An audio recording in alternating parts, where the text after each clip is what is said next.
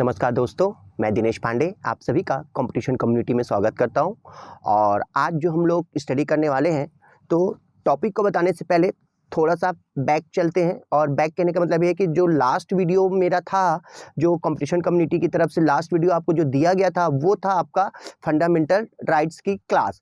मतलब उस क्लास में मैंने आपको पूरे फंडामेंटल राइट्स से रिलेटेड पूरे आर्टिकल्स बताए, उससे रिलेटेड फंडामेंटल राइट्स क्या होता है, उसमें किन किन बातों को रखा गया है और वो हमें क्या क्या अधिकार प्रदान करता है, उन सारी बातों को बारे में उस वीडियो में आपको बताया गया था। ठीक है, वो मोस्ट इंपॉर्टेंट टॉपिक था, क्योंकि अगर आप कॉन्स्टिट्यूशन देखते हैं तो कॉन्स्टिट्यूशन में कुछ पार्ट्स ऐसे हैं जहां से क्वेश्चन सामान्यतः बहुत बार आता है। एक है आपका पार्ट 3 मतलब भाग 3, और एक है पार्ट 5 मतलब भाग 5। ये दो ऐसे पॉइंट ऐसे भाग हैं या ऐसे पार्ट हैं जहां से क्वेश्चन सामान्यतः बहुत बार पूछा जाता है संविधान में। ठीक है ना, क्लियर। तो मैंने जो पार्ट 3 आपको बताया है वो एकदम मोस्ट इंपॉर्टेंट था और बहुत सरल शब्दों में और बहुत ही सरल तरीके से मैंने उसको आपको समझाया कि अब अगर उस वीडियो को और उस टॉपिक को पढ़ने के बाद अगर कोई क्वेश्चन आता है फंडामेंटल राइट से, तो वहां से आपको वो क्वेश्चन जरूर सॉल्व होगा। ठीक है, तो अगर अभी तक जिसने भी उस वीडियो को या फंडामेंटल राइट्स की क्लास को जिसने नहीं देखा है, तो वो कृपया उस वीडियो को जरूर देखें और उसको अच्छे से स्टडी कीजिए। वो आपके लिए एक बहुत ही सुंदर और सरल तरीके से फंडामेंटल राइट्स की क्लास थी, जिसमें आपको आसानी से नोट्स भी बन जाएंगे और जिसको आप पढ़ने के बाद अगर आप उसके एमसीक्यू या अनसॉल्व सॉल्व करते हैं तो वहां से क्वेश्चन जरूर बनेंगे। ठीक है ना, उसी सिलसिले में आज उस फंडामेंटल राइट्स का मैं एमसीक्यू आप लोग को बताने वाला हूं, जिसमें फंडामेंटल राइट्स से रिलेटेड क्या क्या क्वेश्चन आता है, किस प्रकार के क्वेश्चन उसमें पूछे जाते हैं और उस क्वेश्चन को कैसे सॉल्व करना है, इसके बारे में आज आपको मैं बताने वाला हूं। तो कृपया ध्यान से इस चीज को देखिए, इसको बिल्कुल नेग्लेक्ट मत कीजिएगा, क्योंकि यहाँ से जो क्वेश्चन बनेगा या जो मैं क्वेश्चन यहाँ से बता रहा हूँ, वैसे ही क्वेश्चन या उसी लेवल पर क्वेश्चन आपसे कॉन्स्टिट्यूशन में पूछा जाएगा। ठीक है ना, ओके। और ये उम्मीद करता हूं कि आपको आज जो मैं इंफॉर्मेशन जो नॉलेज देने वाला हूं, जो हम क्वेश्चन सॉल्व करने वाले हैं, ये आपके बहुत काम आए। ठीक है, क्लियर। तो हम क्लास स्टार्ट करते हैं, एमसीक्यू सॉल्व करते हैं। एकदम ध्यान से देखिएगा और उस क्वेश्चन को सॉल्व करने के साथ, जैसे मैंने शुरू में भी कहा था कि संविधान शब्दों का खेल है।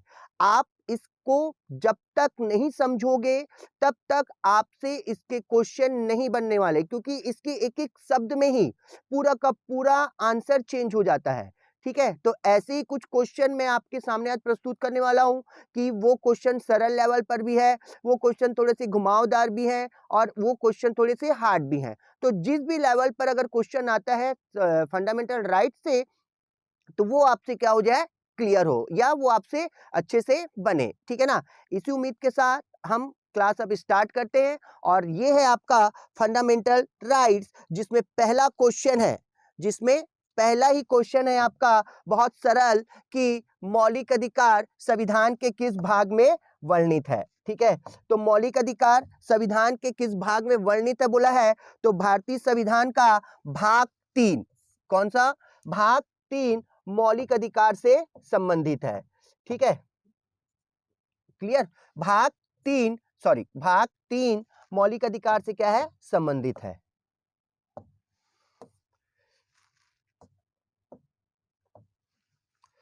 ठीक, भाग 3 किससे संबंधित है, मौलिक अधिकार से। क्लियर। तो पहले ही क्वेश्चन था कि मौलिक अधिकार को भारतीय संविधान के किस भाग में रखा गया है, तो भाग 3 आपका क्या है, मौलिक अधिकार से संबंधित है। ओके, चलो नेक्स्ट क्वेश्चन। उसके बाद नेक्स्ट क्वेश्चन है कि भारत के संविधान का भाग 3 संबंध है। अब देखो थोड़ा सा इसको अलग करके क्वेश्चन पूछ दिया। पहले में पूछा था कि क्या मौलिक अधिकार कौन से भाग में, दूसरा क्वेश्चन में पूछ रहा है कि भाग 3 से में क्या संबंधित है। तो भाग 3 में क्या संबंधित है, भाग 3 में संबंधित है आपका मूल अधिकार। किससे संबंधित है, मूल अधिकार से संबंधित है ये। क्लियर। ठीक, चलिए नेक्स्ट क्वेश्चन है कि मूल अधिकारों को सर्वप्रथम किस देश में संवैधानिक मान्यता प्रदान की गई। तो पूरे विश्व में सबसे पहले मैंने आपको बताया था कि 1215 में ब्रिटेन के राजा जॉन ने क्या किया था, अपने नागरिकों को कुछ अधिकार दिए थे। ठीक, फिर उसके बाद 1689 में बिल ऑफ राइट्स आया ब्रिटेन में ही। फिर उसके बाद 1789 में फ्रांस ने एक अलग से ही क्या किया, कि मूल अधिकारों के लिए एक अलग से दस्तावेज पेश किया, मगर संविधान में किस में शामिल किया गया? अमेरिका में। तो मूल अधिकारों को शामिल करने वाला पहला देश कौन सा है? अमेरिका है, संयुक्त राज्य अमेरिका, ठीक है ना, जिसने संविधान में मूल अधिकारों को संवैधानिक दर्जा प्रदान किया। ठीक है, क्लियर, ओके। और हमारे संविधान में भी मूल अधिकारों को कहां से लिया गया है? अमेरिका से लिया गया है, क्लियर, ठीक। अब देखो नेक्स्ट, भारतीय नागरिकों के मौलिक अधिकारों का वर्णन किस में है? तो ये आपको 4 ऑप्शन दिया है, article 12 to 35, 13 to 36, 15 to 39 and 16 to 40। तो भारतीय संविधान के भाग 3 में रखा गया है मूल अधिकार, और ये है आपका आर्टिकल 12 से 35 के बीच। किसके मध्य? 12 से 35 के बीच में है मूल अधिकारों का वर्णन। ठीक है, एकदम सरल वे में बता रहा हूं, पहले सरल सरल क्वेश्चन, ठीक, ताकि वो चीज आपको, अगर आपने उसको नहीं याद किया है तो यहां से आपको वो क्या चीज होगा? याद भी हो जाएगा, क्लियर, ठीक। चलो नेक्स्ट क्वेश्चन है आपका कि डॉक्टर भीमराव अंबेडकर ने भारतीय संविधान के किस भाग को सर्वाधिक आलोकित भाग कहा? कि क्या वो बहुत ही आलोकित है और जो लोगों को क्या प्रदान करता है? अधिकार प्रदान करता है। तो डॉक्टर भीमराव अंबेडकर ने किससे सर्वाधिक आलोकित कहा था?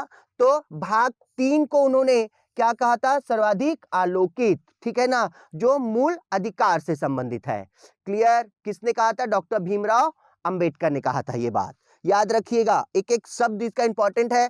सर्वाधिक आलोकित बोला है तो इसको भी याद रखो, ठीक। और किसको बोला है? तो भाग 3 मौलिक अधिकार को बोला है, ठीक है, क्लियर, ओके। चलो नेक्स्ट क्वेश्चन है आपका कि मूल अधिकार मूल कहलाते हैं। हाँ, सबसे इंपॉर्टेंट बात कि हमने संविधान में मौलिक अधिकार वर्ड यूज किया है, मतलब हम उसको केवल अधिकार भी लिख सकते थे, मगर इसको मूल क्यों कहा गया है? मौलिक अधिकारी क्यों कहते हैं? ठीक है ना, क्लियर। तो पहली बात ये कि इसका वर्णन संविधान में है, तो इसी कारण ये मूल कहलाता है। मगर यहाँ पर अपन ऑप्शन देखते हैं, ऑप्शन ये है कि मूल अधिकार मूल कहलाते हैं क्योंकि यह न्यायालय द्वारा प्रवर्तनीय है। दूसरा, संयुक्त राष्ट्र मानवाधिकार घोषणा पत्र के अनुरूप है। तीसरा, सरलता से संशोधनीय नहीं है। चौथा, मानव के प्राकृतिक और अप्रतिदेय अधिकार है। मतलब मूल अधिकार क्या है? मूल अधिकार व्यक्तियों को जीने का अधिकार दिया है, मतलब मानव के अधिकारों से संबंधित बातों का क्या किया गया? इसमें वर्णन किया गया है कि लोगों की मूल आवश्यकताएं क्या है। जैसे बोलते हैं ना कि जैसे अपन मान लीजिए पढ़ते हैं क्या चीज? गरीबी। तो गरीब किसको बोलते हैं? ठीक है ना, क्लियर। तो गरीबी क्या होती है? कि जो अपनी दिन भर की मूलभूत आवश्यकताओं की पूर्ति नहीं कर पाता। तो मूलभूत आवश्यकताओं की पूर्ति मतलब कौन सी मूलभूत आवश्यकता है? तो 3 मूलभूत आवश्यकताएं, मगर बाद में 2 और इंक्लूड कर दिया गया। मगर मेन अगर बोलेंगे तो 3 मूलभूत आवश्यकताएं हैं, एक है रोटी, एक है कपड़ा, एक है मकान। ठीक है, कि व्यक्ति अगर काम कर रहा है तो किसके लिए काम करता है? अपने परिवार के लिए, अपने परिवार के खान पान के लिए, उनके पेट भरने के लिए काम करता है, ठीक है, अच्छे घर में रहने के लिए काम करता है, अच्छे कपड़े पहनने के लिए काम करता है। तो जीवन का सबसे मेन उद्देश्य है रोटी, कपड़ा और मकान, ठीक है। और उसको पाने के लिए कुछ अधिकार है, क्योंकि अगर आपको काम तभी मिलेगा जब आपको काम देने का अधिकार होगा या आपको काम पाने का अधिकार होगा। तो व्यक्ति के मूल बातों को ही शामिल किया गया, इसी कारण इसका नाम पड़ा मूल अधिकार। तो इसका आंसर क्या होगा? इसका आंसर क्या होगा कि मूल अधिकार मूल क्यों कहलाते हैं? क्योंकि यह मानव के प्राकृतिक और अप्रतिदेय अधिकार हैं, ठीक है ना, क्लियर। इसी कारण इसका नाम क्या पड़ गया? मूल अधिकार पड़ गया, क्लियर, ओके। चलो नेक्स्ट क्वेश्चन कि भारतीय संविधान के भाग 3 में कुल कितने अनुच्छेदों में मूल अधिकारों का वर्णन है? ठीक है ना, तो भारतीय संविधान का भाग 3 है आपका 12 से 35, ठीक, क्लियर। और ये है आपका क्या चीज? मूल अधिकार।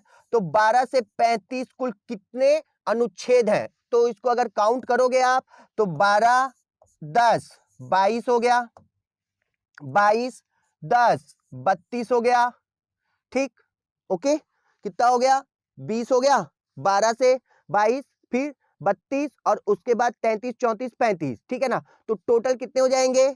एक बार काउंट करोगे तो चलो एक बार काउंट करके, वैसे आंसर इसका 24 है मगर फिर भी काउंट करते हैं। 12 13 14 15 16 17 18 19 20 21 22 23 24 25 26 27 28, 29, 30, 31, 32, 33, 34, 35। अब काउंट करो, 1 2 3 4 5 6 7 8 9 10 11 12 13 14 15 16 17 18 19 20 21 22 23 और 24। बोला ना कितने? 24। मगर फिर भी मैंने काउंट करके आपको बता दिया कि यहाँ पर कंफ्यूजन ना हो। ठीक है, तो कितने हैं आपके? 24 हैं। ठीक है, कितने अनुच्छेद हैं मूल अधिकारों में? 24 अनुच्छेद हैं। ठीक, क्लियर? चलो नेक्स्ट। ठीक, नेक्स्ट है आपका भारतीय संविधान द्वारा भारतीय नागरिकों को कुल कितने मौलिक अधिकार प्रदान किए गए थे? ध्यान से सुनना क्वेश्चन को। क्वेश्चन पूछा है भारतीय संविधान द्वारा भारतीय नागरिकों को कुल कितने मौलिक अधिकार प्रदान किए गए थे पूछा है ना। ठीक है ना, इसलिए मैं बोला ना संविधान एक ऐसा है कि ये पूरा शब्दों का खेल है कि आप अगर उसके शब्द को शांत दिमाग से नहीं सॉल्व करोगे, नहीं पढ़ोगे, तो वहां पर आंसर पूरा गड़बड़ हो जाएगा। तो यहां पूछा है कि भारतीय संविधान के द्वारा, ठीक है ना, नागरिकों को कितने मूल अधिकार प्रदान किए गए थे? तो मूल अधिकार जब संविधान बना था तब थे 7। तो यहां पर पूछा है थे, मतलब मूल संविधान की बात कर रहे हैं वो, तो आंसर क्या हो जाएगा? बी 7। ठीक है, कि 7 मौलिक अधिकार प्रदान किया गया था। ठीक है, क्लियर? चलो नेक्स्ट। एकदम ध्यान से सरल और बहुत ही इजी वे में लेकर के चल रहा हूं मैं। ठीक है ना, क्लियर? भले टाइम लगे मगर क्वेश्चन को सरल और एकदम धीरे धीरे उसको पढ़ना है और उसको सॉल्व करना है, क्योंकि ये संविधान है। थोड़ा सा भी शब्द को अगर नहीं समझे तो आंसर ऊपर से नीचे हो जाएगा। क्लियर? और फिर 1 number cut, sorry 2 number cut. Clear? Okay, तो ध्यान से देखो। उसके बाद वर्तमान में भारतीय नागरिकों को, अब देखो यहां पूछा है, वहां पूछा था कितने मौलिक अधिकार प्रदान किए गए थे, यहां पूछ रहा है वर्तमान में, तो एट द प्रेजेंट की बात कर रहा है। तो शुरुआत में तो 7 था, फिर 44वां संविधान संशोधन 1978 के द्वारा संपत्ति के अधिकार को हटा दिया गया, तो उस समय हो गया फिर 6। ठीक है, तो वर्तमान में कितने हैं? तो वर्तमान में 6 मूल अधिकार हैं। ठीक है, कितने हैं? 6 मूल अधिकार हैं। ओके, चलो नेक्स्ट। भारत के संविधान में मौलिक अधिकार मूल संविधान का हिस्सा था, चौथे संविधान द्वारा जोड़ा गया, संसद द्वारा 1952 में जोड़ा गया, 42वें संविधान द्वारा जोड़ा गया नहीं। जब संविधान बना तभी मूल अधिकारों को क्या किया गया था? शामिल किया गया था। मतलब जब मूल संविधान बन रहा था तभी शामिल कर दिया गया था। तो इसका आंसर क्या होगा? इसका आंसर होगा मूल संविधान का ही क्या था? वो हिस्सा था। ठीक है, किसका हिस्सा था? मूल संविधान का। क्लियर? अब आ जाओ नेक्स्ट। भारतीय संविधान में न्यायालय में कौन प्रवर्तनीय है, मतलब कौन सा ऐसा पॉइंट है जो न्यायालय में ले जाया जा सकता है? तो याद रखो, मूल अधिकारों को अगर कोई हमसे छीनता है तो भारतीय संविधान का आर्टिकल 13 बोलता है कि मौलिक अधिकारों का संरक्षण सुप्रीम कोर्ट द्वारा किया जाएगा। तो न्यायालय में कौन प्रवर्तनीय है? न्यायालय में प्रवर्तनीय आपका मूल अधिकार। ठीक है, क्लियर? ओके, ठीक, नेक्स्ट। उसके बाद मौलिक अधिकारों को लागू करने का दायित्व है, तो मौलिक अधिकारों को लागू करने का दायित्व, जब उसके संरक्षण का दायित्व उच्च न्यायालय मतलब न्यायालय को है, तो उसको लागू करने का भी दायित्व किसका है? न्यायालय का है। तो यहां पर है उच्चतम न्यायालय पर, उच्च न्यायालय पर, दोनों पर और मुख्य न्यायाधीश पर। तो याद रखो, भारतीय संविधान का आर्टिकल 32 ये बोलता है कि सर्वोच्च न्यायालय द्वारा मूल अधिकारों का संरक्षण, और आर्टिकल 226 बोलता है हाई कोर्ट द्वारा मौलिक अधिकारों का संरक्षण। तो 226 के तहत हाई कोर्ट करता है, 232 के तहत कौन करता है? सुप्रीम कोर्ट करता है। तो कौन लागू करने का अधिकार है? तो आंसर हो जाएगा सी, उच्चतम न्यायालय पर और उच्च न्यायालय पर, दोनों पर है ये। ठीक है, दोनों को ही अधिकार है कि मूल अधिकारों को क्या करे? लागू करे। ठीक है, क्लियर? चलो नेक्स्ट। नेक्स्ट है मौलिक अधिकारों का निलंबन कौन कर सकता है? तो याद रखो, पहली बात तो है कि ये निलंबन नहीं होता, मगर फिर भी एक कंडीशन है कि मूल अधिकारों को निलंबन किया जा सकता है, और वो है आपका आपातकाल के समय में। केवल 2 को छोड़ करके, 20 और 21 को छोड़ करके जितने भी मूल अधिकार हैं उनको मंत्री परिषद के लिखित सलाह पर राष्ट्रपति द्वारा क्या किया जा सकता है, निलंबित किया जा सकता है। ठीक है ना। तो यहां पूछा है कौन निलंबित कर सकता है, तो मूल अधिकारों को कौन निलंबित करेगा, तो मूल अधिकारों को राष्ट्रपति क्या कर सकता है, निलंबित कर सकता है। मगर कब, जब देश में क्या लगा हो, आपातकाल लगा हो, तभी उसको करेगा। मगर 20 और 21 को छोड़ करके, 20 और 21 को भी कर सकता है अगर उसको लगता है कि हाँ 20 और 21 को भी समाप्त किया जा सकता है, मगर वो अपने मन से नहीं कर सकता। उसके लिए भी उसको मंत्री परिषद से लिखित सलाह पर लिखित पर क्या लेना पड़ेगा, सलाह लेना पड़ेगा। ठीक है, क्लियर, ओके। तो कौन निलंबित कर सकता है, राष्ट्रपति। नेक्स्ट, मौलिक अधिकारों के बारे में सुनवाई करने का अधिकार निम्न में से किसको प्रदान किया गया है, तो हाँ, अब यहां पर देखो, यहां पर अगर मान लो पूछा है क्वेश्चन कि मौलिक अधिकारों के बारे में सुनवाई करने का अधिकार निम्न में से किसको प्रदान किया गया है, तो यहां पर आर्टिकल 13 याद कर लेना। आर्टिकल 13 बोलता है कि हाई कोर्ट, सुप्रीम कोर्ट के द्वारा मूल अधिकारों का संरक्षण। तो सबसे पहले तो आएगा क्या चीज, आपका सर्वोच्च न्यायालय। मगर यहाँ उच्च न्यायालय भी दिया है, प्रधानमंत्री भी दिया है, और डी ऑप्शन इनमें से कोई नहीं है।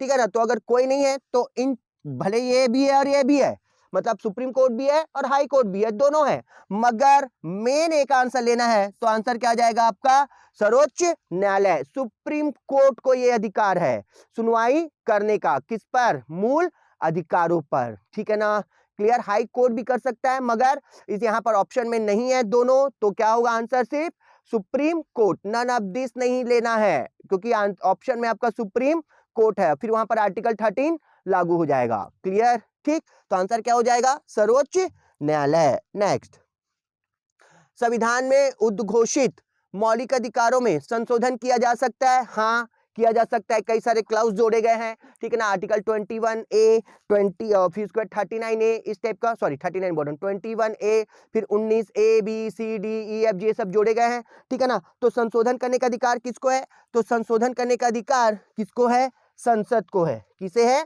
संसद को, क्योंकि संसद द्वारा ही संविधान संशोधन किया जाता है, और संविधान संशोधन जब किया जाएगा तो कौन संशोधन करेगा, संसद ही करेगी। क्लियर, ठीक है, ओके। चलो नेक्स्ट, फिर उसके बाद भारतीय नागरिकों को प्रदान किए गए मूल अधिकारों को निलंबित नहीं किया जा सकता। बी ऑप्शन, निलंबित किया जा सकता है। सी ऑप्शन, किसी भी परिस्थिति में निलंबित नहीं किया जा सकता। डी ऑप्शन, ऊपर निर्दिष्ट कुछ भी सही नहीं है। नहीं, जैसे मैंने आपको अभी बताया कि मूल अधिकारों को निलंबित किया जा सकता है जब आपातकाल लगा हो। ठीक है ना। तो इसमें आंसर क्या हो जाएगा कि निलंबित किया जा सकता है, मगर याद रखिएगा सिर्फ आपातकाल में, किसमें, जब इमरजेंसी लगी हो। ठीक है। नेक्स्ट, निम्नलिखित में से कौन से मामले उच्च न्यायालय तथा उच्चतम न्यायालय की अधिकारिकता में आते हैं। सिंपल सी बात है, ये आएंगे तो ये सब आ जाएंगे, मगर यहाँ पर हम पढ़ रहे हैं मूल अधिकार, तो केंद्र राज्यों के बीच विवाद ये भी जाएगा, राज्यों में परस्पर विवाद ये भी चल देता है, सब चल देता है। ठीक है ना। संविधान के उल्लंघन से संरक्षण ये भी चल देगा, मगर मेन एक आंसर लेना है अपन को। ऐसा नहीं कि ये ए ऑप्शन नहीं होगा, बी ऑप्शन नहीं होगा, डी नहीं होगा, तीनों के तीनों भी जा सकते हैं, मगर यहाँ पर कुछ ऐसे मैटर है जिसके लिए क्या बोलते हैं, पूरा का पूरा संरक्षण किसको है, न्यायालय को है। मतलब पूरी तरीके से न्यायालय द्वारा ही उसका क्या किया जाता है, संरक्षण किया जाएगा पूरी तरीके से। तो यहाँ पर मेन रूप से क्या आंसर आ जाएगा, मेन रूप से एक आंसर आ जाएगा आपका मूल अधिकारों का प्रवर्तन। ठीक है ना। ऐसा नहीं है कि केंद्र राज्य के बीच विवाद हो तो न्यायालय नहीं जा सकते, जाता है। राज्यों में विवाद हो नहीं जाता, जाता है। संविधान के उल्लंघन से संरक्षण ये भी जाता है, मगर मुख्य रूप से, प्रमुख रूप से मूल अधिकारों का संरक्षण करने का अधिकार किसको है, सिर्फ और सिर्फ न्यायालय को है। तो यहां पर मूल अधिकारों के प्रवर्तन संबंधित कोई मैटर होगा तो वो उच्च न्यायालय और उच्चतम न्यायालय में जा सकता है। ठीक है ना। तो आंसर एक लेना है अपन को, तो आंसर क्या हो जाएगा, मूल अधिकार। ठीक है, क्लियर, ओके। चलो नेक्स्ट, भारतीय संविधान के अंतर्गत मूल अधिकारों का संरक्षण करता, सिंपल सा बात है, अभी बताया हूं इतना सारा क्वेश्चन, आंसर इज न्यायपालिका। ठीक, फिर उसके बाद मौलिक अधिकारों के निलंबन का आदेश, सिंपल, अभी बताया हूं, एक तो फिर से क्वेश्चन रिपीट है, तो आंसर इज राष्ट्रपति कर सकता है। ठीक है, फिर उसके बाद मूल अधिकारों पर आवश्यक प्रतिबंध, सेम वही है, निलंबन करना या मूल अधिकारों पर प्रतिबंध लगाना, दोनों एक ही बात हो जाता है। तो मूल अधिकारों पर प्रतिबंध कौन लगाता है? मूल अधिकारों पर प्रतिबंध लगा सकता है आपातकाल के समय में राष्ट्रपति लगा सकता है। तो आंसर क्या हो जाएगा? राष्ट्रपति को है। संसद और न्यायपालिका नहीं लगाती, कौन करेगा? राष्ट्रपति करेगा, क्योंकि आपातकाल की घोषणा भी वही करेगा, ठीक है ना? क्लियर? ओके, तो मूल अधिकारों पर प्रतिबंध भी लगाने का अधिकार किसको है? राष्ट्रपति को है, ठीक। ओके, चलो नेक्स्ट।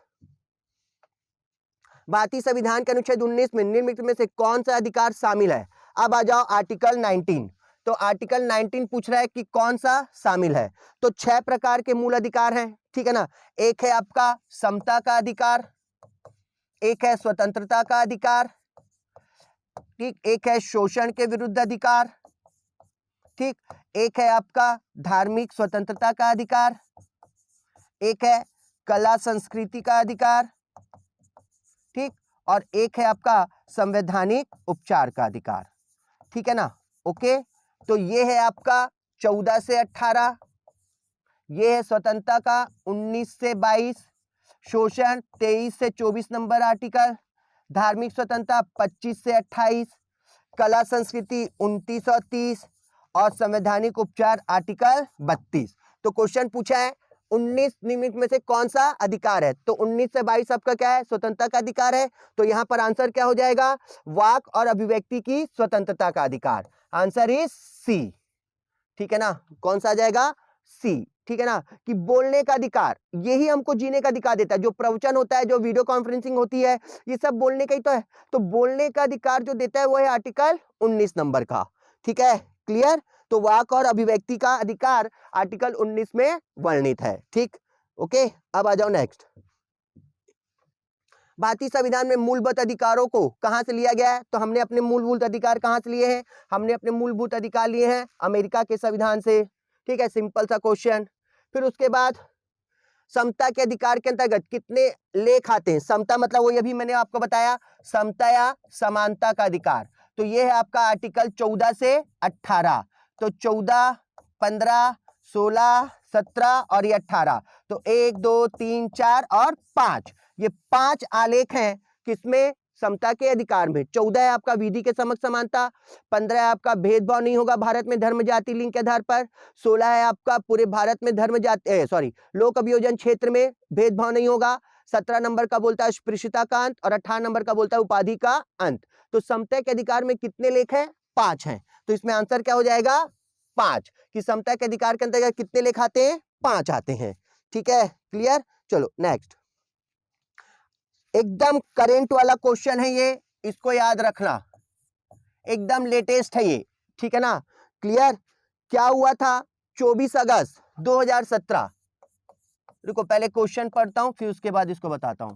क्वेश्चन पूछा है आपको कि निम्नलिखित में से किसने 9 न्यायाधीशों की संवैधानिक पीठ का नेतृत्व किया जिसने निजता के अधिकार को मौलिक अधिकार घोषित किया? मतलब न्यायाधीशों का, सुप्रीम कोर्ट के न्यायाधीशों का एक पीठ बना था जिसको संवैधानिक पीठ कहते हैं, जिसमें 9 न्यायाधीश शामिल थे और एक मुख्य न्यायाधीश था, ठीक है ना? मतलब एक मेन था, और वो 9 न्यायाधीशों का क्या कर रहा था? उनको लीड कर रहा था। इसी 9 न्यायाधीशों ने मिल करके क्या किया कि निजता के अधिकार को मूल अधिकार माना, ठीक है? क्लियर? और वो कौन थे ये पूछा, एकदम करेंट है ये। तो क्या था कि 24 अगस्त सन 2017 को, उस समय 2017 में हमारे जो मुख्य न्यायाधीश थे जिनका नाम था जे.एस. खेहर, क्या नाम था? जे.एस. खेहर, ये भारत के मुख्य न्यायाधीश बने थे, सीजेआई बने थे, चीफ जस्टिस ऑफ इंडिया 2017 में ही। और उसी समय ही 24 अगस्त 2017 को उन्होंने एक ऐतिहासिक फैसला दिया था जिसमें ये कहा गया था कि निजता का अधिकार भी एक क्या है? मूल अधिकार है, और इसको भारतीय संविधान के आर्टिकल 21A में शामिल किया था। तो 24 अगस्त 2017 को किसने? जे.एस. खेहर की अध्यक्षता वाले न्यायाधीशों की संवैधानिक पीठ ने एक ऐतिहासिक फैसला दिया जिसमें निजता के अधिकार को मौलिक अधिकार घोषित किया गया, ठीक है ना? तो आंसर क्या हो जाएगा? जे.एस. खेहर, ठीक है ना? याद रखिए 2017, 24 अगस्त 2017 को ये उन्होंने एक ऐतिहासिक फैसला दिया था, ठीक है? क्लियर? ओके, चलो नेक्स्ट। फिर उसके बाद निम्नलिखित में से किस अनुच्छेद में समानता के अधिकार का उल्लेख है? तो मैंने आपको बताया है कौन सा अनुच्छेद है वो, समानता वाला 14 से 18। फिर उसके बाद भारतीय संविधान के किस भाग में नागरिकों के मौलिक अधिकार हैं? फिर से क्वेश्चन रिपीट है, कोई दिक्कत नहीं, हमको याद करना है। तो आंसर हो जाएगा भारत का सब भाग, संविधान का भाग 3 में मौलिक अधिकार वर्णित है। ठीक है ना, क्लियर। नेक्स्ट, किस वर्ष में मौलिक कर्तव्य, थोड़ा सा कर्तव्य वाला क्वेश्चन आ गया है, तो किस वर्ष में मौलिक कर्तव्य को हमारे संविधान में शामिल किया गया था? तो इसको डिटेल में अभी नहीं बता रहा हूं, इसमें जरूर ये मौलिक कर्तव्य लिखा है, ठीक है ना, मगर फिर भी इसका आंसर याद रख लो 1976, ठीक है ना, ओके। 42वां संविधान संशोधन 1976 में मौलिक कर्तव्यों को संविधान में शामिल किया गया था। ठीक है, क्लियर। एक मौलिक कर्तव्य वाला क्वेश्चन आ गया, कोई दिक्कत नहीं।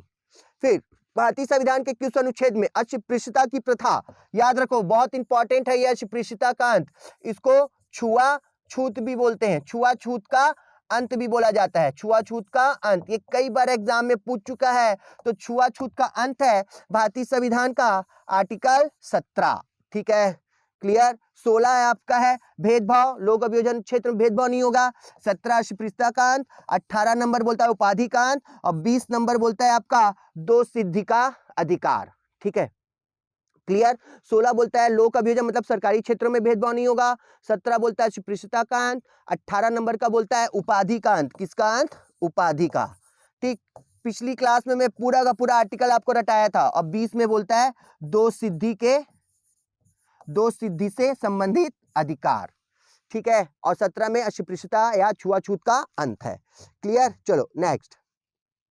भारत के संविधान में मौलिक अधिकारों के अनुसार छुआछूत की समाप्ति है, तो छुआछूत है आपका कौन सा? आर्टिकल 17 में। ठीक है ना, और आर्टिकल 17 किसके अंतर्गत आता है? आर्टिकल 14 से 17 के बीच, सॉरी 14 से 18 के बीच, और ये 14 से 18 क्या है हमारा? समता का अधिकार है या समानता का अधिकार है। तो क्वेश्चन को ध्यान से देखो, ठीक है, क्वेश्चन पूछ रहा है कि भारत के संविधान में मौलिक अधिकारों के अनुसार छुआछूत की समाप्ति क्या है? एक समानता का या समता का अधिकार है, क्योंकि आर्टिकल 17 में है, और आर्टिकल 17 आता है समता के अधिकार 14 से लेकर के 18 के मध्य में। तो आंसर क्या हो जाएगा इसका? ए, समता का अधिकार।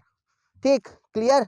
चलो नेक्स्ट, ये भी इंपॉर्टेंट क्वेश्चन है, ठीक, ये भी करेंट लेवल का क्वेश्चन है आपका। क्लियर। तो किस प्रकरण में सर्वोच्च न्यायालय के फैसले के कारण शिक्षा के अधिकार को शामिल करने के लिए संविधान के अनुच्छेद 21 के दायरे का विस्तार किया गया था? तो कौन सा ऐसा फैसला था जिसके तहत भारत में 6 से 14 वर्ष के बच्चों को निःशुल्क प्राथमिक शिक्षा देने का प्रावधान किया गया था? ठीक है ना, क्वेश्चन ये पूछा है। ठीक, तो देखो इसमें दिया है 4 ऑप्शन कि किसके कारण 19 आर्टिकल 21 को बढ़ाया गया, मतलब उसमें बनाया गया आर्टिकल 21A किया गया। ठीक है ना, और जिसमें रखा गया आपका निःशुल्क शिक्षा का अधिकार, निःशुल्क प्राथमिक शिक्षा का अधिकार है ना, निःशुल्क प्राथमिक शिक्षा 6 से 14 वर्ष के बच्चों को। ठीक है, तो वो कौन सा मैटर था, कौन सा ऐसा केस था जिसके बाद संविधान के आर्टिकल 21 को बढ़ाया गया और उसमें शिक्षा के अधिकार को शामिल किया गया? तो वो था आपका उन्नी कृष्णन बनाम आंध्र प्रदेश सरकार का केस।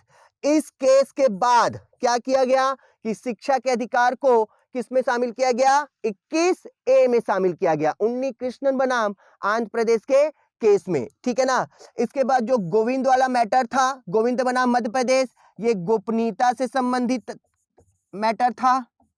ठीक, परमानंद वाला जो मैटर था ये जीवन के रक्षा से संबंधित मैटर था, जीवन के संरक्षण से संबंधित।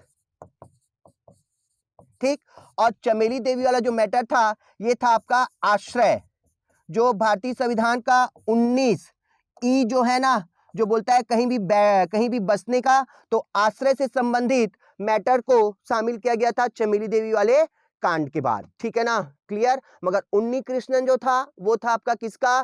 शिक्षा से संबंधित। गोविंद वाला गोपनीयता के मामले से संबंधित विवाद था। फिर जीवन के संरक्षण से संबंधित विवाद था आपका परमानंद वाला। और चमेली देवी सिंह वाला जो मैटर था ये था आश्रय का अधिकार, जो भारतीय संविधान का 19E में कहा गया है ना, कहीं भी बसने वाला, इससे संबंधित विवाद था। ठीक है ना, इसको भी याद रखना। क्लियर? तो आंसर क्या हो जाएगा, उन्नी कृष्णन बनाम आंध्र प्रदेश। ठीक, उसके बाद शिक्षा के अधिकार अधिनियम वास्तव में भारत सरकार द्वारा कब लागू किया गया? भले वो केस था उन्नी कृष्णन वाला, मगर शिक्षा के अधिकार को लागू किया गया 1 अप्रैल सन 2010 को। ये 2 बार सीजीपीएससी में पूछ चुका है क्वेश्चन। ठीक है, ओके, क्लियर? ठीक, तो शिक्षा के अधिकार कानून को कब लागू किया गया? 1 अप्रैल 2010 को लागू किया गया। ठीक है ना, जिसमें निःशुल्क शिक्षा का प्रावधान था। उसके बाद निम्नलिखित में से कौन सा अनुच्छेद उपाधि की समाप्ति बोलता है? तो उपाधि की समाप्ति बोलता है अनुच्छेद 18। 17 बोलता है अस्पृश्यता का अंत, बता चुका हूं मैं। ठीक है ना, ओके। 16 बोलता है लोक अभियोजन क्षेत्र में भेदभाव नहीं। ठीक, और 15 नंबर का बोलता है भारत में धर्म जाति लिंग के आधार पर भेदभाव नहीं। जाति धर्म लिंग के आधार पर भेदभाव नहीं। ठीक है ना, कौन से नंबर का? 15 नंबर का। और 18 बोलता है उपाधि का अंत। क्लियर? ठीक, उसके बाद निम्नलिखित में से कौन सा देश सबसे पहले महिलाओं को वोट देने का अधिकार देने वाला था? ध्यान देना, यहां पर ना थोड़ा सा ऑप्शन ऊपर नीचे है। ऑप्शन ऊपर नीचे कहने का मतलब यह है कि अगर अपन ओवरऑल देखते हैं तो पूरे विश्व में पहला ऐसा देश था न्यूजीलैंड, जिसने महिलाओं को मतदान देने का अधिकार दिया। और न्यूजीलैंड के बाद आता है ऑस्ट्रेलिया। ठीक है ना, तो महिलाओं को मतदान देने वाला प्रथम देश कौन सा था? न्यूजीलैंड था। ठीक है ना, और उसके बाद आया आपका ऑस्ट्रेलिया। ठीक, और पहला यूरोपीय देश बोलेगा, पहला यूरोपीय देश बोलेगा तो पहला यूरोपीय देश था आपका फिनलैंड, जिसने क्या किया? महिलाओं को मतदान देने का अधिकार दिया। मगर यहाँ ऑप्शन देखो, ऑप्शन में आपको फ्रांस है, अमेरिका, ऑस्ट्रेलिया, यूके है। तो पहला देश तो न्यूजीलैंड था और दूसरा ऑस्ट्रेलिया था। तो यहाँ पर आंसर क्या ले लिया जाएगा? ऑस्ट्रेलिया। ठीक है ना, क्योंकि न्यूजीलैंड के बाद कौन सा देश था? ऑस्ट्रेलिया था।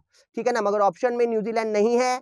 ठीक, और नन ऑफ दिस भी नहीं है, तो आप आंसर क्या लोगे? ऑस्ट्रेलिया ले लोगे। ठीक है ना, वो ये राइट आंसर होगा, याद रखना। क्वेश्चन विलोपित नहीं होगा मगर। ठीक, फिर निजता का अधिकार जीवन और व्यक्तिगत स्वतंत्रता के अधिकार के आंतरिक भाग के रूप में संरक्षित किया गया है। भारत के संविधान में निम्नलिखित में से कौन सा सही और उचित रूप से उपरोक्त कथन का अर्थ है? मतलब जो निजता का अधिकार है वो व्यक्ति के जीवन और स्वतंत्रता के अधिकार के आंतरिक भाग के रूप में संरक्षित है। मतलब व्यक्ति का ये अधिकार है कि वो अपने किसी भी बात को लेकर के प्राइवेसी रख सकता है, उसको निजता के रूप में शामिल कर सकता है। ठीक है ना, तो वो किसमें संबंधित है पूछ रहा है। तो अनुच्छेद 14 और संविधान के 22वें संशोधन के तहत नहीं। अनुच्छेद 17 और भाग 4 के में नीति निर्देशक सिद्धांत नहीं। अनुच्छेद 21 और भाग 3 में गारंटीकृत स्वतंत्रता। अनुच्छेद 24 और संविधान के 40वें 44 संशोधन के तहत प्रावधान। याद रखो, निजता के अधिकार को कोई संशोधन करके नहीं शामिल किया गया है ना, कोई कॉन्स्टिट्यूशन अमेंडमेंट नहीं था। ये सिर्फ और सिर्फ एक सर्वोच्च न्यायालय का डिसीजन था। ठीक है ना, क्लियर, जिसमें जेएस खेहर ने डिसीजन दिया था और उसके अनुसार भारतीय संविधान का आर्टिकल 21A निजता के अधिकार की गारंटी देता है। तो भाग 3 अनुच्छेद 21A क्या है? निजता के अधिकार की गारंटी की स्वतंत्रता के बारे में बात करता है। तो आंसर क्या हो जाएगा? सी। कोई वो संविधान संशोधन नहीं था। ठीक है ना, एक सुप्रीम कोर्ट का फैसला था वो। ठीक है, क्लियर। तो कौन सा? अनुच्छेद 21 और भाग 3 में गारंटीकृत स्वतंत्रता। ठीक है, ओके, चलो नेक्स्ट। मौलिक अधिकारों की निम्नलिखित श्रेणियों में से कौन सा भेदभाव के अस्पृश्यता के खिलाफ संरक्षण को शामिल करता है? तो कौन सा है भेदभाव और अस्पृश्यता? तो अस्पृश्यता आपका आर्टिकल 17, भेदभाव आ जाएगा आपका 15 और 16, और ये दोनों आ जाते हैं किसमें? पहला मूल अधिकार में, और वो है आपका समानता का अधिकार। ठीक है, क्लियर। तो आर्टिकल देख लो, ठीक है, और इसमें ऑप्शन देख लो। तो शोषण नहीं होगा, स्वतंत्रता नहीं होगा, संवैधानिक उपचार नहीं होगा। कौन सा हो जाएगा आपका? समानता का अधिकार, जो 14 से 18 के बीच है। ठीक है, क्लियर। नेक्स्ट, भारतीय संविधान के कौन सा अनुच्छेद के तहत इंटरनेट तक पहुंचने के अधिकार को मौलिक अधिकार बनाया गया था? याद रखो, ये अच्छा क्वेश्चन है। इंटरनेट, तो इंटरनेट के इस्तेमाल, उसके उपयोग, ये सब हमारा क्या है? एक मीडिया के थ्रू है। ठीक है ना, एक इलेक्ट्रॉनिक माध्यम है ये। और मीडिया की स्वतंत्रता आपका बताया गया भारतीय संविधान का 19A में। मतलब आर्टिकल कौन सा हो जाएगा? वो मीडिया वाला 19। कौन सा? मीडिया, क्योंकि इलेक्ट्रॉनिक माध्यम है ये। ठीक, तो इलेक्ट्रॉनिक माध्यम से संबंधित जो भी काम वाम है, चाहे वो समाचार पत्र हो, चाहे कोई भी जानकारी हो, ये सब सारे किस में आते हैं, आर्टिकल 19 में आते हैं। ठीक है, क्लियर, तो क्या हो जाएगा आंसर 19। ठीक, नेक्स्ट, मौलिक अधिकारों का कौन सा प्रावधान बच्चों के शोषण से सीधा संबंधित है? तो बच्चों का शोषण अगर बोलेगा तो वो बाल श्रम की बात कर रहा है, ठीक है ना, बाल श्रम, तो बाल श्रम आपका आ जाएगा आर्टिकल 24 में। 23 में महिला उत्पीड़न है, महिला उत्पीड़न, ठीक, 17 बता चुका हूं मैं, अस्पृश्यता का अंत, ठीक, क्लियर, और 19 नंबर तो स्वतंत्रता का अधिकार। ठीक, तो बाल श्रम क्या है आपका 24 से संबंधित है, तो बाल या बालक शोषण ये आपका आ जाएगा आर्टिकल 24 में। किसमें? आर्टिकल 24 में। तो बच्चों के शोषण से संबंधित आर्टिकल 24। उसके बाद नेक्स्ट, निम्नलिखित में से कौन सा गलत है, सुमेलित है, कौन सा गलत सुमेलित है पूछ रहा है ना, तो आर्टिकल 14 अस्पृश्यता का उन्मूलन, गलत। आर्टिकल 15 शोषण के खिलाफ अधिकार, ये भी गलत। आर्टिकल 16 रोजगार में समान अवसर का अधिकार, 2 मिनट रुक जाओ। आर्टिकल 17 उत्पादी का उन्मूलन, तो ये भी गलत।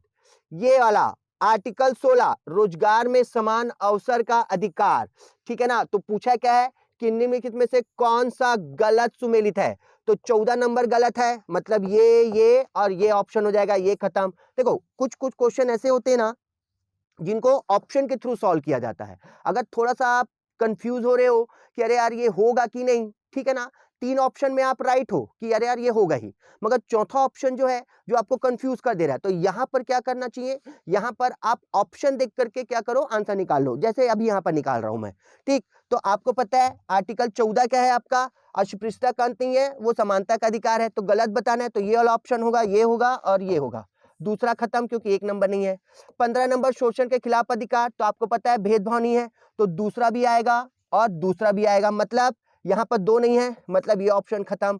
अब आपके बस बच गया ऑप्शन ए और ऑप्शन डी। ठीक, उसके बाद मान लो 16 में कंफ्यूज हो रहे हो कि रोजगार में समान अवसर का अधिकार बोल रहा है, ठीक है ना, तो यहां पर रोजगार में समान अवसर का अधिकार मान लो थोड़ा कंफ्यूज हो रहे हो, तो चौथा का आपको 100% मालूम है कि 17 उपाधियों का उन्मूलन नहीं है, अस्पृश्यता का अंत है, ठीक है, तो यहां पर चौथा है और यहां पर भी चौथा है, मगर दूसरा यहां पर नहीं है, तो आंसर क्या हो जाएगा डी। मतलब ये जो कंफ्यूजन है कि रोजगार में समान अवसर का अधिकार ये आर्टिकल 16 है कि नहीं, यहां पर वो कंफ्यूजन दूर, और आपका आंसर डी आ जाएगा। तो कुछ क्वेश्चन ऐसे होते हैं कि अगर हमको थोड़ा सा कंफ्यूजन हो जाता है ना, तो बाकी 3 का पता है हमको, चौथे में हम एकदम कंफ्यूज हो जा रहे हैं, तो ऑप्शन देख करके क्या किया जाता है ना, सॉल्व किया जाता है उस चीज को। ठीक है, तो यहां पर आंसर क्या हो जाएगा 1, 2 और 4। ठीक है, क्लियर, ओके, चलो देखो नेक्स्ट, 86 संविधान संशोधन 2002 ने भारत के संविधान में निम्नलिखित में से कौन सा अनुच्छेद जोड़ा? सिंपल 21 ए, जो क्या है आपका निशुल्क प्राथमिक शिक्षा का अधिकार। ठीक, क्लियर, नेक्स्ट, भारत के संविधान अनुच्छेद 21 से का अधिकार क्या है? तो अभी बताया मैं आपको, किसका है वो? शिक्षा से संबंधित है, बाकी सब पढ़ने की जरूरत ही नहीं है आपको। ठीक है, क्लियर, ओके, तो ये था आपका क्या चीज, फंडामेंटल राइट्स के एमसीक्यू, एकदम सरल वे में था, ज्यादा हार्ड क्वेश्चन नहीं था, मगर कुछ क्वेश्चन घुमावदार थे और कुछ क्वेश्चन ऐसे थे जो क्या थे, आपको थोड़ा सा कंफ्यूज कर रहे थे। यही चीज आपको सीखना है, क्योंकि संविधान जो है वो पूरा शब्दों का खेल है। आप जब तक उस चीज को अच्छे से नहीं सुनोगे, नहीं समझोगे, उसके क्वेश्चन नहीं बनने वाले। इसी कारण बहुत सरल वे में और बहुत इजी तरीके से मैं आपको ये चीज सॉल्व करवा रहा था, ताकि अगर यहां से कोई क्वेश्चन आए तो वो आपसे पूरा का पूरा बने। ठीक है ना, क्लियर, इससे ज्यादा हार्ड क्वेश्चन मूल अधिकार से नहीं आता। ठीक है, क्लियर, तो इसको अच्छे से एक बार देखो, पढ़ो, ठीक, और इसके क्या करो, इसको वन लाइनर में कन्वर्ट कर सकते हैं। जैसे क्वेश्चन पढ़े, आपको आंसर मालूम है, इसको वन लाइनर में लिख दो, तो वन लाइनर में लिख लोगे तो बहुत जल्दी से क्या हो जाएगा, वो आपको याद हो जाएगा। ठीक है, तो एक बार क्या करते हैं, फिर से हम लोग पूरे आंसर के साथ उसको रिपीट करते हैं, ताकि एक बार हमारा रिकॉल हो जाए वो। ठीक है, तो चलो रिपीट करते हैं, सिर्फ आंसर और क्वेश्चन। ठीक, चलो सिर्फ आंसर बता रहा हूं। तो मौलिक अधिकार संविधान के किस भाग में है? भाग 3 में। भारत के संविधान का भाग 3 संबंधित है किससे? मूल अधिकार से। ठीक, फिर मूल अधिकारों को सर्वप्रथम किस देश में संवैधानिक मान्यता प्रदान की गई? अमेरिका में। भारतीय नागरिकों के मौलिक अधिकारों का वर्णन है 12 से 35। भीमराव अंबेडकर ने भारतीय संविधान के किस भाग को सर्वाधिक आलोकित भाग कहा? तो भाग 3 मौलिक अधिकार को कहा। मूल अधिकार कहलाते हैं क्योंकि वह मानव के प्राकृतिक और अप्रतिदेय अधिकार हैं। भारतीय संविधान के भाग 3 में कुल कितने अनुच्छेदों में मूल अधिकारों का वर्णन है? तो 24, 12 से 35 के बीच। भारतीय संविधान द्वारा भारतीय नागरिकों को कितने मौलिक अधिकार प्रदान किए गए थे? तो मूल संविधान में 7 था। वर्तमान में कितने मूल अधिकार हैं? तो 6 हैं। भारत के संविधान में मौलिक अधिकार मूल संविधान का हिस्सा था, इसको अलग से नहीं जोड़ा गया था। फिर उसके बाद भारतीय संविधान में न्यायालय में कौन परिवर्तनीय है? तो मूल अधिकार। मौलिक अधिकारों को लागू करने का दायित्व तो उच्चतम न्यायालय और उच्च न्यायालय दोनों पर है। मौलिक अधिकारों का निलंबन कर सकता है राष्ट्रपति। मौलिक अधिकारों के बारे में सुनवाई करने का अधिकार किसे दिया गया है? सर्वोच्च न्यायालय को।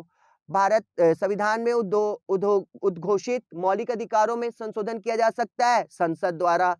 भारतीय नागरिकों को प्रदान के मूल अधिकारों को निलंबित किया जा सकता है, मगर कब? जब आपातकाल लगा हो। निम्नलिखित में से कौन से मामले उच्चतम न्यायालय और उच्च न्यायालय की अधिकारिता में आते हैं? तो मूल अधिकार का प्रवर्तन। भारतीय संसद के अंतर्गत मूल अधिकारों का संरक्षक कौन है? न्यायपालिका। मौलिक अधिकारों के निलंबन का आदेश कौन दे सकता है? राष्ट्रपति। मूल अधिकारों पर आवश्यक प्रतिबंध लगाने का अधिकार किसको है? राष्ट्रपति को। भारतीय संविधान के अनुच्छेद 19 में निम्नलिखित में से कौन सा अधिकार शामिल है? तो वाक और अभिव्यक्ति की स्वतंत्रता का अधिकार, ये आर्टिकल 19 में है। भारतीय संविधान में मूल अधिकारों को कहां से लिया गया है? अमेरिकी संविधान से। समानता के अधिकार के अंतर्गत कितने लेख आते हैं? तो 5 आते हैं। 14, 15, 16, 17 और 18, 5 आर्टिकल है। निम्नलिखित में से किसने 9 न्यायाधीशों की संवैधानिक पीठ का नेतृत्व किया जिसने निजता के अधिकार को मौलिक अधिकार घोषित किया? तो J.S. खेयर 2017, 24 अगस्त 2017 को। कौन सा उसमें मुख्य न्यायाधीश कौन थे? J.S. खेयर। इन्होंने ही निजता के अधिकार को मौलिक अधिकार घोषित किया। निम्नलिखित में से संविधान के किस अनुच्छेद में समानता के अधिकार को उल्लेख है? तो 14 से 18। भारतीय संविधान के किस भाग में नागरिकों के मौलिक अधिकार हैं? तो भाग 3 में। किस वर्ष में मूल कर्तव्य जोड़े गए? 76। भारतीय संविधान के किस अनुच्छेद ने अस्पृश्यता की प्रथा को समाप्त करने की बात कही? तो आर्टिकल 17। भारत के संविधान में मौलिक अधिकारों के अनुसार छुआछूत की समाप्ति क्या है? एक समता का अधिकार है। किस प्रकरण में सर्वोच्च न्यायालय के फैसले के कारण शिक्षा के अधिकार को शामिल करने के लिए संविधान के अनुच्छेद 21 के दायरे का विस्तार किया गया? तो शिक्षा के अधिकार को किस विवाद के बाद शामिल किया गया संविधान में? तो उन्नी कृष्णन बनाम आंध्र प्रदेश। शिक्षा का अधिकार अधिनियम वास्तव में भारत सरकार द्वारा कब लागू हुआ? 1 अप्रैल 2010 में। निम्नलिखित में से कौन सा अनुच्छेद उपाधि की समाप्ति बताता है? तो 18। निम्नलिखित में से कौन सा देश जिसने सबसे पहले महिलाओं को वोट देने का अधिकार देने वाला था? ऑस्ट्रेलिया। था तो न्यूजीलैंड, मगर यहाँ ऑप्शन में ऑस्ट्रेलिया है, तो आपको क्या लेना है? ऑस्ट्रेलिया लेना है। निजता के अधिकार जीवन और व्यक्तिगत स्वतंत्रता के अधिकार के आंतरिक भाग के रूप में संरक्षित किया गया है। भारत के संविधान में निम्नलिखित में से कौन सा सही और उचित रूप से उपरोक्त कथन का अर्थ है? तो अनुच्छेद 21 भाग 3 में गारंटी की स्वतंत्रता। ठीक। मौलिक अधिकारों की निम्नलिखित श्रेणियों में से कौन सा भेदभाव के अस्पृश्यता के खिलाफ संरक्षण को शामिल करता है? तो समानता का अधिकार। भारतीय संविधान के कौन से अनुच्छेद के तहत इंटरनेट तक पहुंचने के अधिकार को मौलिक अधिकार बनाया गया था? 19। मौलिक अधिकारों का कौन सा प्रावधान बच्चों के शोषण से सीधे संबंधित है? तो बच्चों के शोषण से संबंधित है आर्टिकल 24। निम्नलिखित में से कौन सा गलत है? तो गलत है आपका 14 अस्पृश्यता का अंत गलत है, 15 शोषण के खिलाफ अधिकार गलत है और 17 उपाधि का उन्मूलन गलत है। तो मतलब आंसर 1, 2 और 4। 46वें 86 संविधान संशोधन 2002 ने भारत के संविधान में कौन सा अनुच्छेद जोड़ा? 21A। 21A में कौन सा अधिकार दिया गया है? तो शिक्षा का अधिकार दिया गया है। ठीक है, क्लियर? तो ये था आपका MCQ। ठीक है, क्लियर? बहुत ही सरल तरीके से, और इसको वर्ड लाइनर में कन्वर्ट कर सकते हो आंसर के साथ। ठीक है ना? क्वेश्चन पढ़े और आंसर को लिख लिए। क्लियर? ठीक, ओके। तो ये आपका मौलिक अधिकार से संबंधित MCQ कंप्लीट।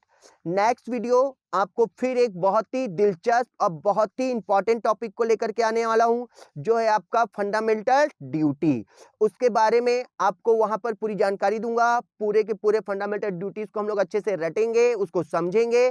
ठीक, और उसके बाद फंडामेंटल ड्यूटीज के क्या क्वेश्चन आएंगे और कैसे क्वेश्चन बनते हैं इसमें, उसको हम लोग क्या करेंगे? सॉल्व करेंगे। तो पहले फंडामेंटल ड्यूटीज को अच्छे से पढ़ा जाएगा, उसके बाद फिर फंडामेंटल ड्यूटीज के MCQ सॉल्व करेंगे। ठीक है, क्लियर? ओके।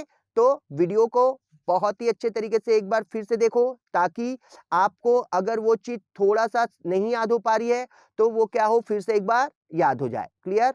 और ज़्यादा से ज़्यादा वीडियो को लाइक कीजिए, सब्सक्राइब कीजिए, ठीक? और किसी प्रकार का अगर आपको टॉपिक में कोई प्रॉब्लम होती है, जो चीज़ अगर समझ में नहीं आ रही है, तो कमेंट्स में ज़रूर बताइए, ठीक है? और मैं उम्मीद करता हूँ कि आपको आज का ये वीडियो बहुत पसंद आया होगा और यहाँ से आपने बहुत कुछ सीखा होगा, ठीक है? क्लियर? तो नेक्स्ट वीडियो में हम फिर मुलाकात करेंगे, क्लियर? ठीक है? चलिए, थैंक यू सो मच। नमस्कार।